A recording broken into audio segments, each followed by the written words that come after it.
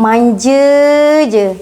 Lemah gemalai sahaja. Okay, kita cuba lagi dekat tile yang warna pink ni pula. Okay, yang warna pink. Kak Feri gosok guna berus. Kak Feri gosok guna berus. Kak Feri gosok. Tidaklah bersih mana. Tapi bila Kak Feri guna sabun padang karat, nampak tak? Kak Feri tak sental lagi. Warna dia dah start dah. Ini yang kerak tebal tu Kak Feri tak tahulah apa. Tapi Kak Feri yakin sebenarnya dia boleh hilang. Okay. Tengok Kak Feri. Manja je. Lemah gemalai sahaja dah start beza dia punya warna dia. Ini kerak dia tebal sangat ni, kena kikis. Guna pengkikis ataupun pisau. Nampak tak?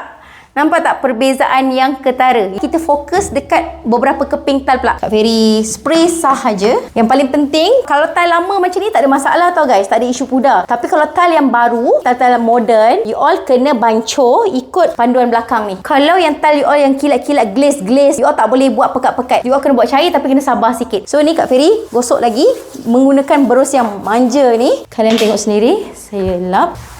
Ni kalau ada air ni lagi bagus sebab rumah ni tak ada sumber air lagi. Perbezaan yang ketara, sangat-sangat ketara. Daripada hitam legam, berkarat berlumut, berpeta, jadi berseri balik. So sebenarnya warna dia cantik je, lap manja-manja je. Yang penting ada sabun padang karat. Bersihkan karat-karat lumut-lumut rumah sewa anda. Memang function.